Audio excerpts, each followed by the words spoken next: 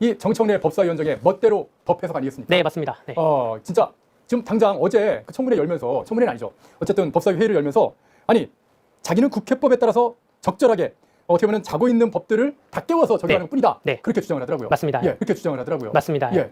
전혀 적절하지 않고요. 어허. 이제까지 법을 안 깨우는 이유가 있습니다. 안 깨운 게 이유가 있다. 다 절차가 있고 내용이 예. 있고 해석이 있기 때문에 다른 법사위원들이나 국회의원들이 그걸 냅둔 이유가 있는데 예, 예. 이것을 본인이 깨운다는 것은 굉장히 오만방자한 일이고요. 예. 일단은 지금 문제가 되는 게 청원 아니겠습니까? 예. 우리 헌법 26조에는 모든 국민은 법률이 정하는 바에 의해서 청원을 할 수 있다라고 되어 있습니다. 예. 그런데 이것은 법률이 정하는 바 이것이 중요한 것인데 우리 국민분들께서 뭐 시장이나 군수, 도지사가 마음에 안 들던가 뭐 도청직원, 시청직원이 마음에 안 들 때 이 직원 내쫓아 주세요. 이 시장 군수 내쫓아 주세요. 시의 군의회에 많은 청원을 하십니다. 예. 그런데도 이게 이루어지지 않는 것은 청원법이 규정하고 있기 때문이거든요. 똑같이 국회법도 규정을 하고 있습니다. 네. 거기에 대해서 자세히 화면을 보고 말씀드리자면 네. 국회 청원심사규칙 제11조에 정부가 처리함이 타당하다고 인정하는 청원과 제일 아래군요. 네, 네. 국회가 처리함이 타당하다고 인정하는 청원에 대해서 본회의에 부의하도록 의결한다라고 되어 있어요. 예, 예. 그런데 상당수의 청원이 지금 청원이 2년 사이에 한 989건이 들어왔고요. 예. 1년에 한 500건이 들어온다 보여지는데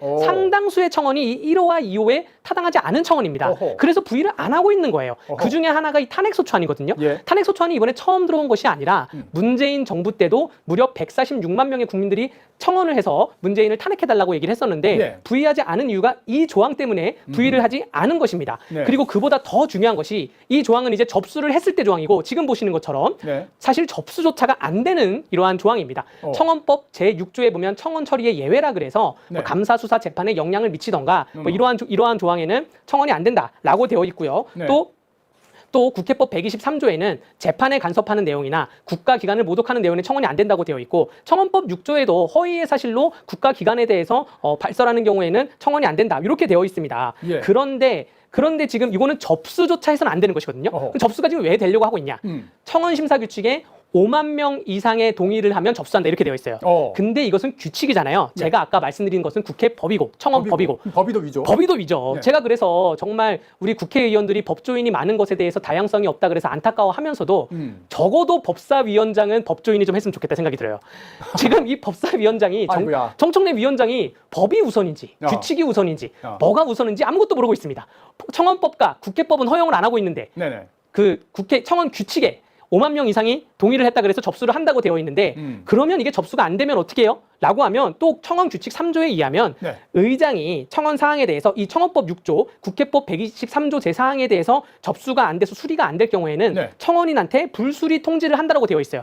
아까 제가 말씀드린 989건, 2년 동안 접수된 게 약 1000건인데 그 1000건이 대다수가 이렇게 국회의장이 수리를 통지합니다. 그런데 지금 국회의장이 수리를 해서 법사위에 좀 넘긴 건가요? 그러니까 그 자동으로 접수가 됐다고 자의적으로 판단을 한 거죠. 정청래가 혼자 알아서 판단한 거죠. 이게 전자접수니까 전자접수법이 있지 않을 때는 서면으로 접수할 때는 이거 접수가 안 됩니다. 반려하면서 수리 통지를 하는데 전자접수가 이제 시행화가 되다 보니까 5년 동안 접수하면서 자기 자의적으로 판단을 한 거고 만약에 의장실에서 의안가에서 이걸 봤을 때는 전혀 다르게 판단을 할 것입니다. 지금 말씀하신 것처럼 수사 재판 중인 것은 청원법에 의한 예외 사유고요. 허위 사실인 것도 청원법 플러스 국회법 123조에 의한 접수가 안 되는 사유입니다. 네네. 접수조차 안 되는데 본인이 스스로 이거를 접수라고 인지를 한 다음에 무슨 뭐 앞으로 절차를 청문회를 하든 어떤 절차를 진행하겠다는 것은 법을 전혀 모르는 전혀 해석을 모르는 그러한 법사위원장이 지금 우리나라에 앉아 있다 이렇게 좀 위험한 상황이다라고 말씀드릴게요. 네. 그래서 그동안 왜 문재인 대통령이 146만 명이나 이렇게 탄핵을 해서 탄핵을 촉구한다 이렇게 입법청원이 들어왔는데도 네. 이런 이유들 때문에 네. 이건 안 된다 네. 하면서 처리를 안 했던 거군요. 처리를 안 된 거. 저거는 심지어 접수는 됐어요. 접수는 됐는데 임기 만료로 의해서 폐기가 된 겁니다. 임기 만료로 하면 접수한 날짜가 2020년 2월 4일 아닙니까? 그러네요. 그래서 청원을 마감을 했는데 임기 만료인 제21대 국회가 만료했던 까지 청원이 유지된 다음에 그다음에 자동 폐기가 된 것이거든요. 이 사안뿐만 아니라 상당수의 접수 요건이 안 된 청원들이 이렇게 폐기가 되었습니다. 그런데 말입니다. 또 이런 얘기도 있습니다. 정청래는 국회법 125조에 따라서 네. 의장에게 보고할 의무가 반드시 있다 그런 얘기를 했는데 그거는 방금 설명하신 게 그러니까 규칙이고 네. 청원법이 먼저 적용돼야 되니까 네. 반드시 따를 필요는 없다 그런 네. 거지 않습니까? 그런데 정청래가 이런 얘기를 하더라고요. 탄핵 입법 청문회 네. 이거는 다룰 수 있다. 네. 왜? 이건 중요한 건이니까 그렇죠. 그런 지적을 합니다. 뭐 중요한 안건이라는 거는 이제 본인 판단인 거 보고 생각되고요. 예, 예. 국회법 125조, 우리 컴퓨터로 펜앤마이크를 보시는 분들은 국회법 125조를 살펴보시고 지금 드리는 자료를 먼저 말씀드릴게요. 예. 국회법 해설이라는 책자가 있습니다. 예. 요것은 지금 여러분들이 포털 사이트에서 검색을 하시면 예. 누구든지 국회 도서관에서 다운받을 수가 있어요. 이런 좋은 책이 있었어요. 예, 이 국회법 해설이라는 책에 보면 국회법 그 제65조에 의한 청문회를 열 수 있는 거에 대한 해석이 되어 있습니다. 예. 근데 청문회는 소정의 절차를 거쳐 제출한 의안, 뭐 예. 법률안, 예산안 여기에 탄핵 소추도 되어 있는데 이 탄핵 소추는 소정의 절차를 거쳐서 정부 입법이든 의원 입법이든 이번에 뭐 민주당이 검사 4명에 대해서 탄핵 소추안 내지 않았습니까? 예. 거기에 대해서도 할 말이 많은데 그것에 대해서는 청문회를 열 수가 있어요. 어허. 그런데 청원 기타 사안에 보면 청원에 의해서 들어온 안건은 각종 보고의 건이나 진상 파악의 것만 의미한다. 왜냐? 청원을 받을 수 있는 안건이 이런 거밖에 안 돼서 법률상 아까 말씀드린 청원법이나 국회의 청원에 관련 규칙에 대해서 예외 사유가 있기 때문에 이렇게 되어 있는 것이에요. 명확히 얘기하면 이 청원으로 들어온 안건에 대해서는 청문회를 열 수가 없다라고 결론이 낼 수밖에 없는 것입니다. 법조인이라 법을 해석하는 능력이 있는 사람이라 하면 그렇게 되어 있고요. 그 전에 좀 앞서 좀 얘기하자면 정청래 위원장이 예를 들고 있는 뭐 국회법 중에 예. 국회 125조가 이제 청원 심사 보고에 대한 내용이 되어 있는데 네. 제1항이 이렇게 되어 있습니다. 위원회는 청원 심사를 위하여 청원 심사 소위원회를 둔다라고 되어 있어요. 예, 예. 청원 심사 소위원회의 의원들이 5명이 있는데 문제가 뭐냐? 청원 심사 소위원회를 여러분들 누구나 국회 홈페이지 들어가서 법제사법위원회 홈페이지를 볼 수가 있는데 네네. 청원심사소위원회가 최근 몇 개월간 열린 적이 없습니다. 그러니까 이거 위원장이 판단할 게 아니라 요거를 소위원회에 넘긴 다음에 이거를 한번 따져봐라 라고 해서 보고를 받고 절차를 진행해야 되는데 그러지 않고 있고요. 예, 예. 국회 125조에 의하면 청문회 규정은 아예 없고 어떠한 규정이 있냐. 위원회는 전문가의 학식과 경험 있는 사람으로부터 의견을 진술을 들을 수 있다 되어 있어요. 왜냐하면 이 청원이라는 거는 정책적인 의안에 대해서 청원만 받기 때문에 전문가에 대한 의견을 듣는 것이죠. 청원인에 대한 의견을 듣는 것이죠. 진술을 들을 수 있다는 것이지 청문회를 열 수 있다는 건 절대 안 되어 있고요. 또 이 청원이 회부한 날로부터 90일 이내에 심사 결과를 의장에 보고하도록 되어 있습니다. 신속성이죠. 이러한 그 청원에 대한 결과를 90일 이내에 끝나도록 되어 있어요. 근데 이러한 모든 것도 접수가 돼야지만 되는 것이고 접수가 안 되면 절차조차 진행할 수가 없는 것입니다. 예. 제가 아까 말씀드린 최근 2년간 국회 청원에 들어온 게 989건이고 예. 그중에 접수할 그 요건이 갖춰진다는 것이 82건입니다. 예. 989건을 청문회를 다 연다 그러면 국회 청문회가 뭐 어마어마하겠죠. 그리고 82건 접수가 됐어요. 접수 요건을 갖춘 82건을 청문회를 연다 하더라도 한 달에 한 4번 정도 청문회를 열어야 됩니다. 청문회라는 것이 예. 청문회 일정을 정하고 또 누가 말할 건지 발언 순서도 정하고 증인도 정하고 뭐 이런 과정이 있지 않아요? 근데 그걸 갖다가 어제 법사위 같은 경우에는 이 정청래가 자기가 법사위원장이라면서 내가 위원장이니까 내 권한을 사용해서 청문회 열 수 있어. 그러면서 마음대로 청문회를 막 진행하겠다 그렇게 네. 얘기를 하더라고요. 정말 그 오만 방자함이라고밖에 말씀을 드릴 수가 없고요. 예. 이러한 일이 발생하지 않았던 것은 우리가 어떤 위원장이라면 회의를 주재하는 사람 아닙니까? 예. 요거는 우리가 초등학교서부터 가르쳐요. 어허. 학급의 회장이나 반장은 네. 양측의 다른 의견을 들어서 발언권을 주재하고 회의를 주재하는 것이지 회장이 마음대로 본인이 하고 싶은 대로 하고 뭐 반장이 마음대로 하고 싶은 대로 하고 이건 초등학생들도 이러지 않습니다. 그런데 심지어 절차와 법과 규정이 있는데 이것을 어긋나서 본인 마음대로 하겠다라고 하는 것은 와, 이 정청래를 방지하는 정청래 방지법, 정청래 방지 규칙이 좀 필요하다 보여지고요. 예. 그런데 그렇다면 정무적으로 정청래 위원장은 왜 이렇게 자기 마음대로 할까? 그게 진짜 궁금해요. 요것은 지금 이재명 대표가 구속 기로에 서 있는 것과 상통합니다. 그건 되게 중요한 얘기예요. 예, 지금 이재명 대표가 지금 재판이 결심 공판이 9월 말에 나와 있는 게 한 2건 정도가 있거든요. 예, 예. 총 뭐 7개 사유 중에 재판 4건이 있는데 그중에 2건이 9월 달에 결심을 하면 선고일이 10월 달에 있고 예. 1심 선고를 하게 되면 구속 기로의 여부에 서 있습니다. 네. 그런데 그러면 민주당이 지금 1극 체제가 이재명 체제인데 뭐 네. 어버이론도 있고 무슨 국가론도 있고 뭐 1극 체제가 이재명 체제인데 여기서 만약에 이재명 대표가 구속 기로에 있어서 1극 체제가 무너진다. 그러면 이재명 대표를 의원을 지지하고 있는 그런 개딸들이 갈 곳이 없어져요. 그것을 내가 흡수하겠다라는 것이 지금 정청래 위원장의 정무적 판단입니다. 그러니까 민주당 안에서 네. 레짐 체인지가 일어날 수 있다. 맞습니다. 거기다가 플러스 이게 상반기에 법사위원장을 하고 하반기에는 정무적으로 어떤 선택을 할 것이냐. 원내대표에 나갈 것이에요. 그런데 원내대표 선거를 이번에 민주당 국회의장 선거에서 추미애 후보가 안 되고 우원식 의장이 당선되면서 민주당 내부에서 앞으로 민주당 내에 있는 뭐 국회의장, 상임위원장, 원내대표 선거에는 당원들의 의견을 반영해야 된다라는 것이 뭐 대두되고 있어요. 원내대표 선거에 예. 원내대표를 당원들이 뽑는 거예요? 당원들이 뽑자라는 게 대두되고 있어요. 그렇다면 정청래 의원이 원내대표가 되기 위해서는 당원들의 표를 얻어야 되는데 이러한 완전 극단의 이 개딸들을 지지할 수 있는 그런 발언을 할 수밖에 없는 것이죠. 법과 절차를 무시해서라도 나는 이러한 발언을 해서 이 이미지를 구천하고 난 다음에 어허. 원내대표 선거는 앞으로 한 2년쯤 있다 할 겁니다. 1년 8개월쯤 있다 할 건데 예. 그때 이재명 대표가 구속이 되면 내가 돈과 시간을 들이지 않고 그 개딸층을 그대로 흡수를 하겠다라는 정무적인 판단이 있는 것이죠. 그렇지 않고는 이렇게 법을 무시하고 오만하게 할 이유가 없다고 저는 생각이 됩니다. 그러면 정청래는 지금 사실 네. 법사위에서 마치 이재명을 지키려고 검사도 탄핵하고 뭐 대통령 탄핵 청문회도 열고 그러고 있지만 네. 속마음은 이재명이 빨리 구속되길 네. 지금 바라고 있겠네요. 그렇죠. 이재명이 구속돼서 일극 체제가 무너져야지 어허. 내가 이거를 그대로 흡수를 한다. 그러면서 여러분들 뭐 요즘에 넷플릭스 드라마 돌풍에 보면 이런 장면이 많이 나와요. 예. 뭐 선대 정치인을 그 세력을 흡수해서 가는 그런 과정이 많이 나오는데 예. 그래서 아마 이재명 대표가 구속이 되면 접견도 많이 갈 것이고 뭐 재판도 많이 보러 갈 것이고 앞으로 이러한 양상이 더 심해질 것입니다. 왜냐하면 1심에서 선고가 나오더라도 1심에서 법정 구속이 되지 않을 확률은 높아요. 그러면 항소심 판사에 대해서 압박을 할 것이고 예. 또 대법원에 대해서 압박을 할 것인데 법사위원장으로서 본인이 행사할 수 있는 권한은 다 할 것입니다. 예. 그렇기 때문에 굉장히 좀 위험하다. 대한민국이 지금 법치주의가 무너지고 있는 위험한 기로에 서 있다라고 좀 말씀드릴게요. 네. 정청래로서는 어떻게 보면은 자신이 이재명 다음의 자리 네. 그걸 차지하려고 하면은 또 어떻게 보면 더 존재감을 좀 드러내야 되니까 법사에서 오바도 하고 네. 오바도 하면 할수록 또 어떤 개딸들의 그 어떤 관심을 그리고 또 이재명으로부터 어떤 충성심이 뛰어나구만 네. 우리 아들이 참 잘해요. 예. 어떤 그런 칭찬도 들을 수 있고 맞습니다. 예. 윈윈의 전략을 예. 쓰고 있는 거군요. 마음속으로는 구속을 바라면서도 겉으로는 구속을 바라지 않는데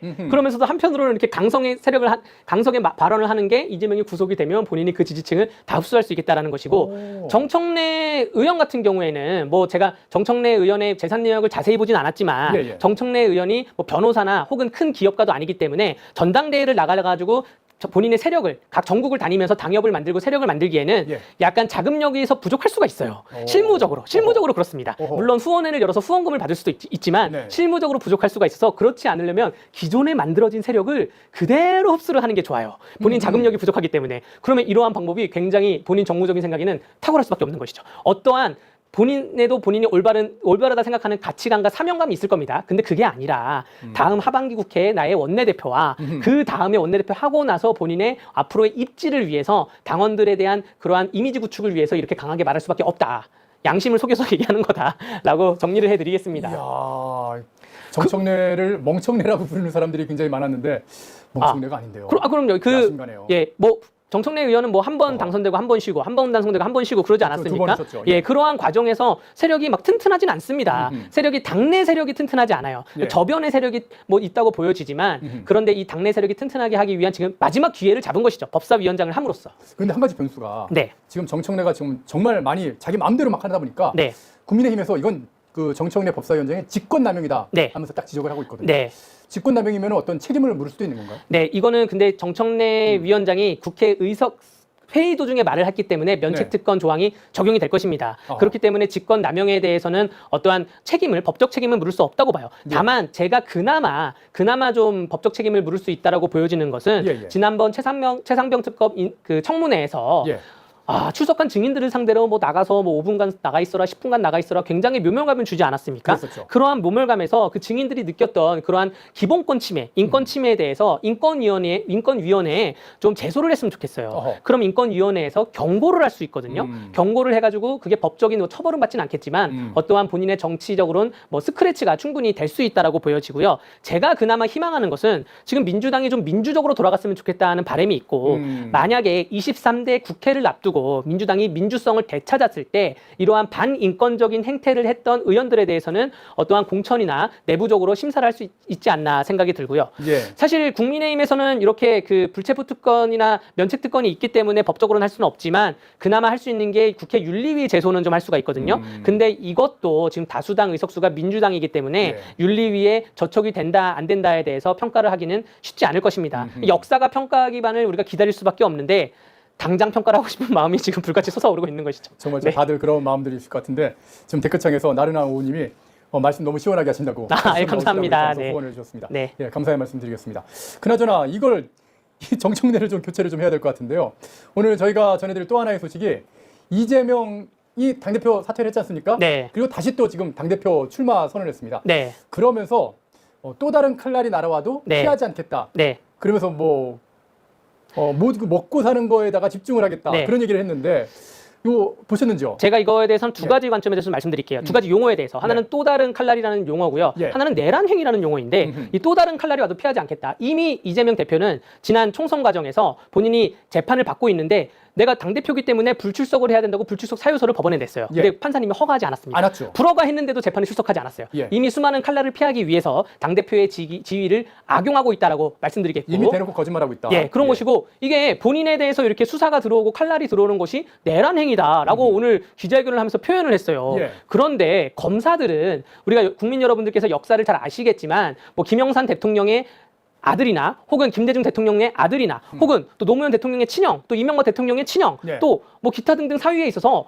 이미 검사들은 살아있는 권력에 대해서 조명을 많이 했습니다. 어허. 그럼에도 불구하고 청와대를 직격으로 조명했음에도 그 누구도 내란이라고 감히 입에 담지 않았어요. 그런데 내가 국회의원인데 나를 수사해? 이건 내란이야. 지금 이러고 있잖아요. 심지어 이재명 대표가 받고 있는 웬만한 사유는 대장동이든 위증교사든 이거는 국회의원 신분에 있어서 받은 범법행위가 아니란 말이죠. 예, 그 전이죠. 예, 그 전입니다. 경기도지사 혹은 성남시장에 했었던 그런 법법행위인데 그것을 조명했다 그래서 내란을 시도했다는 것은 좀 이해가 안 돼요. 이해가 안 되고 정말 어이가 없는 말이라고 생각이 되고요. 예. 어떻게 나를 국회의원을 수사를 했다 그래서 내란 행위를 시도했다라고 입에 담나라고 생각이 들고 요거는 좀 언론에서 집중적으로 조명을 해서 왜 이런 발언을 했는지 기존에 뭐 언론에 대해서 애완견 발언을 하지 않았습니까? 예, 예. 이런 발언이 왜 나오는지를 모르겠어요. 일단은 검사들이 내란 시도를 한다는 거는 검사들한테 각각의 그 탄핵 사유들이 있지 않습니까? 네. 그걸 덮기 위해서 검찰총장과 다른 검사들이 다 뭉쳐가지고 어떻게 보면 국회의 그 검사 탄핵을 저항하고 있다. 네. 그래서 내란이라고 이렇게 생각하더라고요. 그 탄핵 소추안에 대해서 4명의 소추안에 대해서 제가